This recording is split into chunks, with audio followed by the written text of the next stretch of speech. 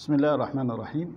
الحمد لله رب العالمين، والصلاة والسلام على رسوله الكريم سيدنا محمد وعلى آله وصحبه أجمعين، وبعد. محمد شحرور من هؤلاء المفكرين المستنيرين كما يسمونهم. هذا رجل يعني ذهب إلى روسيا وعاش هناك. هو طبعا كان مهندسا ليس له دخل بالعلم ولا بالدين، ثم رجع يعني يشرعه ويقول الدين كذا وكذا وكذا وأنتم لا تفهمون، وطبعا يلغي السنة ويلغي الأحاديث ويلغي كذا وكذا. لكن أتى ببلاوي وطوام ودواهي ومصائب كبيرة. يعني دعك من التخريف أنه يخرف وكذا، لا، ده أتى ببلاوي شديدة. دعك من أنه ينكر عذاب القبر، ينكر الشفاعة، ينكر كذا ينكر كذا. سيبك من الكلام ده كله، يعني ده يعني ناس كتير دشوا فيه. لكن أتى بمصائب أكبر من ذلك، منها مسألة إباحة الزنا. إباحة الزنا ليه؟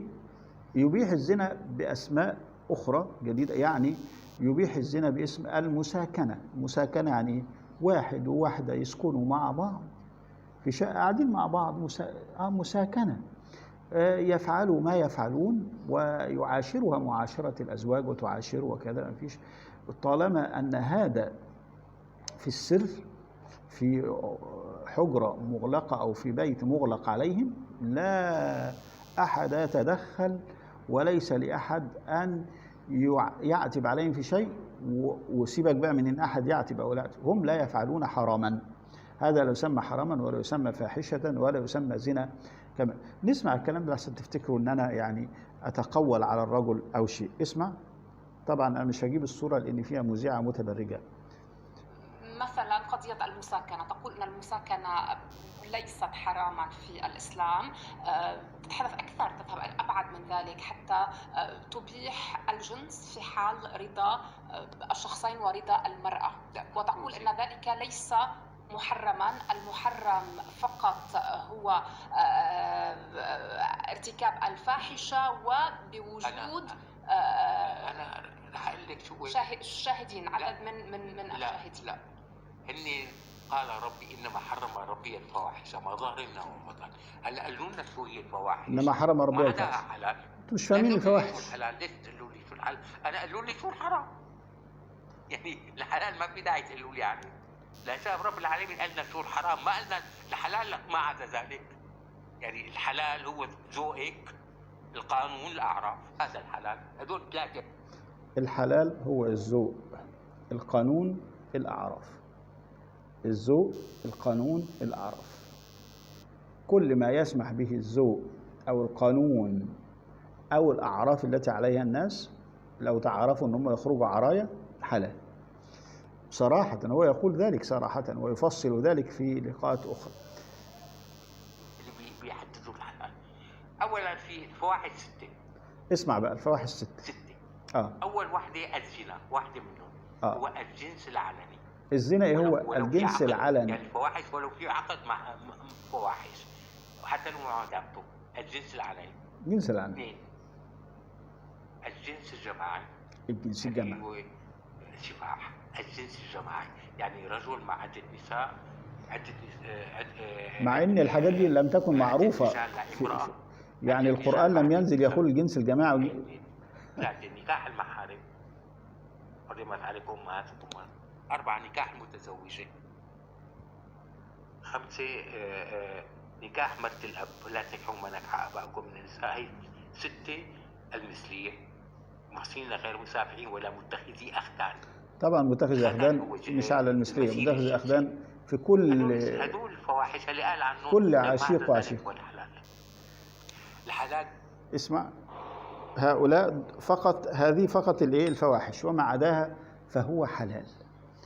هذه فقط هي الفواحش، وما عداها.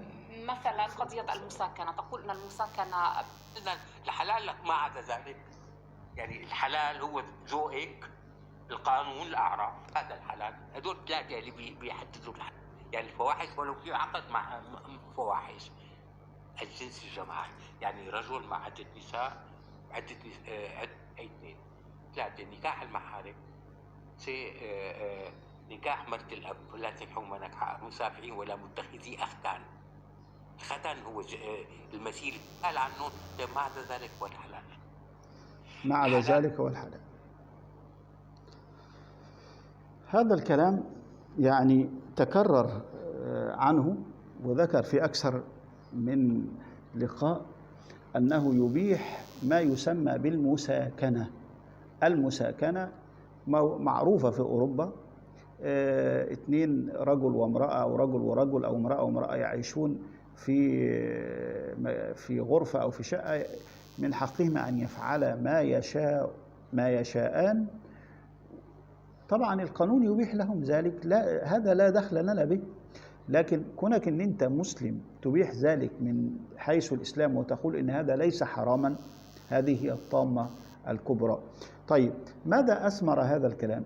ماذا اثمر هذا الكلام؟ اثمر هذا الكلام وجود يعني كلامهم يثمر ان تخرج طائفة يتسمون بالاسلام ويدعون ان هذا حلال. طبعا هؤلاء فسقة ومردة، ويعني نعوذ بالله من أحوالهم، بيتعلقوا بإيه؟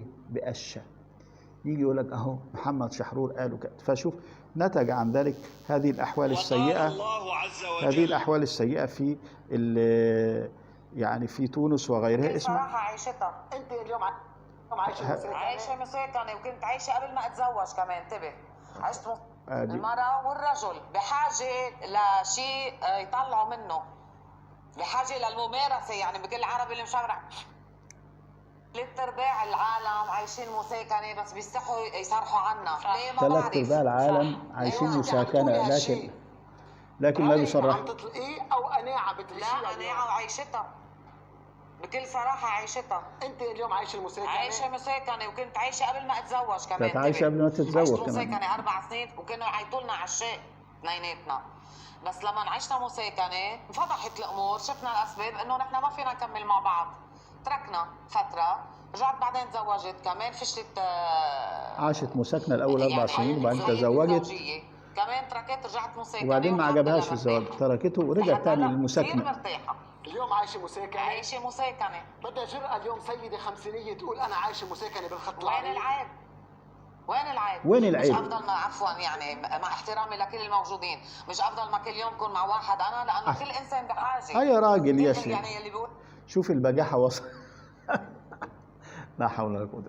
الواحد مش عارف يضحك ولا يبكي ولا يعني. بتقول له وين العيب؟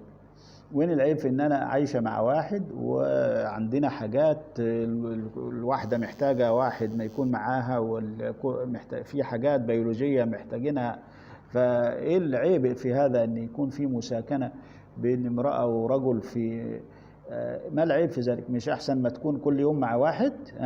مش كده ولا ايه؟